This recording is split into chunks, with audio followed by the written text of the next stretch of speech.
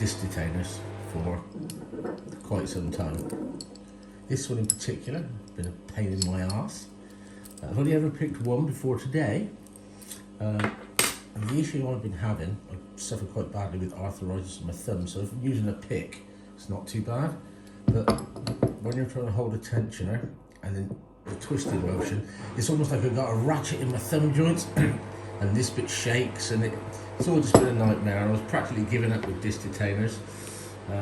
It makes it worse when you've got your likes of lockpicking lawyer and Bosnian Bill picking them in seconds, and then Daz Evers, the disc detainer legend, picking them so easily.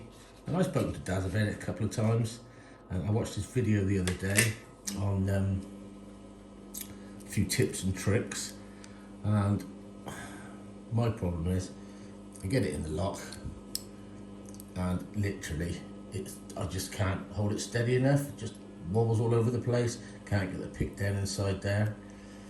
And then this afternoon I had a brainstorm. Thought what I need is something to space it out and keep it all steady to help me try and pick it. And I made, so I'll just rotate all those discs around. I made some spacers, which let's go on the end of the pick, so that when I obviously insert it into the lock, A, it's the right height to catch the first disc. I've got various ones, and 2, I can keep it level and square, doesn't wobble all over the place. That's this hand sorted. This one still like a ratchet, but the problem I was getting was, I saw Daz and he said you could have this right the way up and down. I couldn't ever get that. It was always tilted over one way, the other. Anyway, so I made these spacers. I got several of them in various shapes and sizes, round mostly. It's top quality. I've written on the size in mil. So I thought I'd try and have a go at picking this.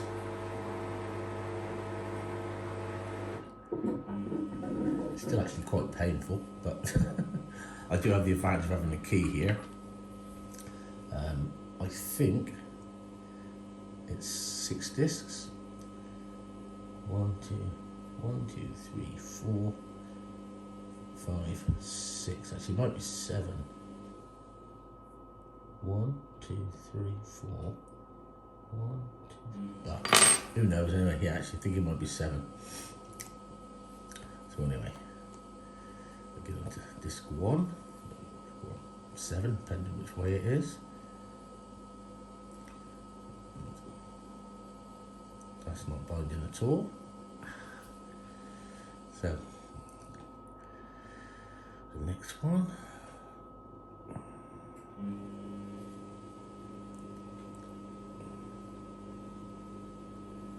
That's binding heavily.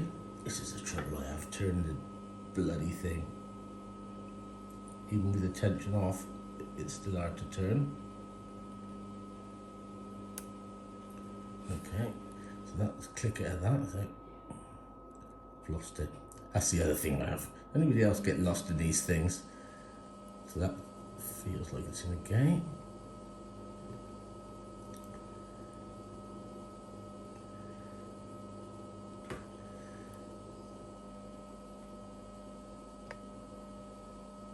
Nothing on that one at all.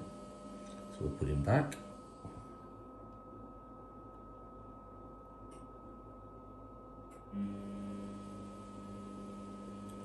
So I really have to concentrate doing this. Very difficult to actually talk and do it at the same time. Can't find a bloody disc now. There it is.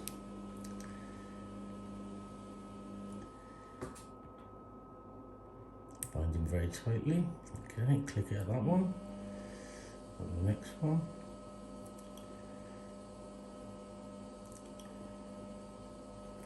Try not to wander around too much with the pick. Yep.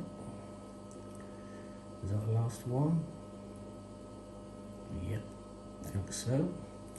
So we'll go back and just check they're all in where they should be.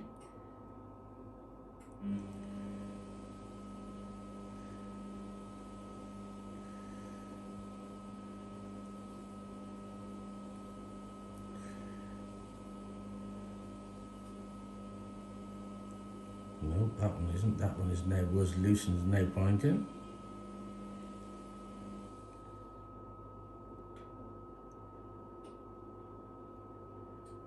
Still not sure about that one.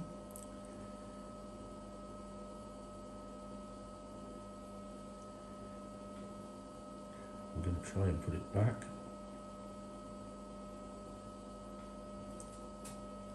Won't go.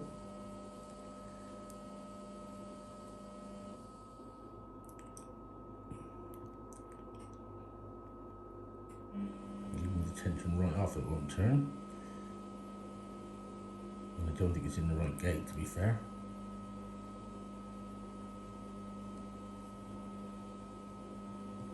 Got it back now. Okay.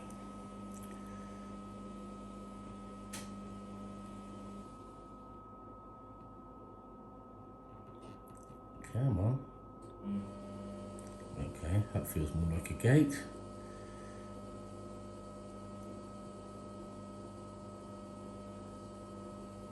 So does that.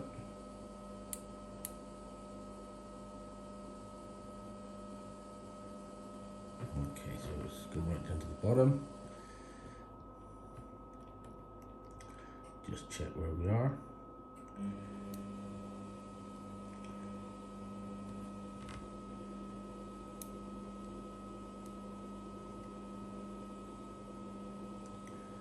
Who knows where we are? Yeah, that feels like a gate. So does that.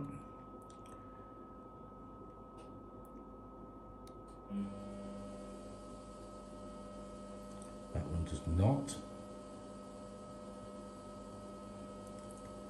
Put it back round. Yeah, feels a gate. I obviously did something wrong there. So does that. And that. And that. Okay, so I think that bottom one, if we get this right, is the 0 cut. I am still terrible at this. Rotate the top round.